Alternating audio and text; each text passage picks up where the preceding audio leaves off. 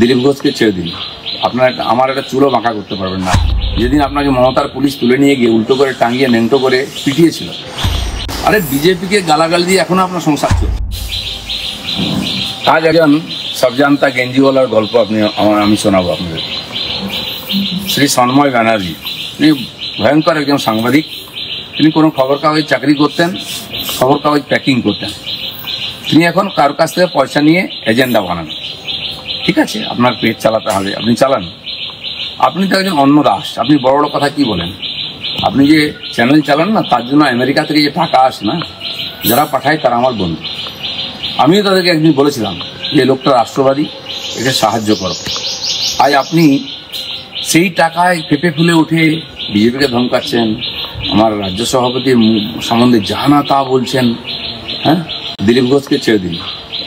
আমার একটা চুলো বাঁকা করতে পারবেন না। আপনি RSS কে জ্ঞান দিচ্ছেন, কি জানেন আপনি RSS সম্বন্ধে? সারা জীবন RSS কে গালাগালি দিয়েছেন, কংগ্রেসি গেছেন। আপনি হয়তো ভুলে গেছেন, আপনি যখন যেদিন আপনাকে মমতার পুলিশ তুলে নিয়ে গিয়ে উল্টো করে টাঙিয়ে নেংটো করে পিটিয়েছিল, ছেড়ে দেওয়ার পরে মিডিয়ার সামনে ভো ভো করে কেঁদেছিলেন। তখন দিলীপ ঘোষ রাজ্য সভাপতি ছিল বিজেপি, আপনার হয়ে আমি প্রতিবাদ করেছিলাম, স্পেশালি প্রেস কনফারেন্স করে। তখন কিন্তু আপনি কংগ্রেস করতেন, বিজেপি করেন। শফিকুল্লের মতো সাংবাদিককে যেভাবে অত্যাচার করে রাত 1:30টার সময় তুলে নেওয়া হয়েছে, দিলীপ ঘোষ প্রথম এগিয়ে এসে প্রেস কনফারেন্স করে প্রতিবাদ করে। কালো কোমরের দম ছিল না তার বিরুদ্ধে বলা, যাদের চামচাগিরি করছেন। সেই জন্য তারপরে আপনার ইচ্ছা হলো MLA হবে, আমার হাত ধরে বিজেপিতে আসে, আপনাকে টিকিট দেওয়া হয়, আপনাকে টাকা দেওয়া হয়। হেরে যাওয়ার পরে কাপুরুষের মতো পালিয়ে গেলেন, কি বলছে আমি বিজেপি করি না।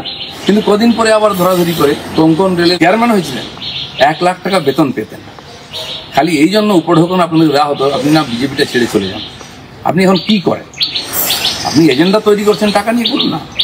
কিন্তু আপনাকে কে অধিকার দিল এই আমাদের রাজ্য সভাপতি সম্বন্ধে যা নয় তা মুখে আসছে? RSS কে জ্ঞান দিচ্ছেন। আর আপনি আমার সম্বন্ধে অনেকগুলো কমপ্লেন করেছেন, আমি ডিটেলসে যাবো না, অনেকে হয়তো আপনার কথা শুনেছে।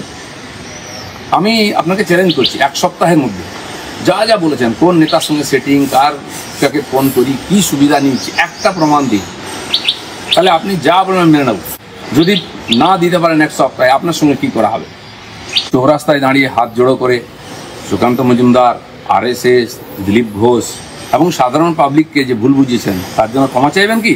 ভেবে দেখুন, আপনার মান সম্মান নেই, আপনি অন্য দাস। দিলীপ ঘোষের সঙ্গে লাগতে আসবেন না, করে খাচ্ছেন খান না। আরে বিজেপিকে গালাগালি দিয়ে এখনো আপনার সংসার চলছে। বিজেপির টাকায় আপনি করে খাচ্ছেন, আর বিজেপিকে চোখ দেখাচ্ছেন। আপনার মতো এত উজবুক লোক তো আমি কোনোদিন দেখিনি। সেই জন্য বিপ্লবী হতে যাবেন না, যেমন ছিলেন তেমন ছাড়ুন। আপনার নির্বাচনী প্রচারে আমি গেছিলাম প্রচার করতে, কিন্তু জিততে পারেন না। আপনার যে ইমেজ, আপনার যোগ্যতা, সেটা সবাই জানে। আপনি তামিলদারি করে পেট চালাতে পারেন, এর কিছু করতে পারবেন না।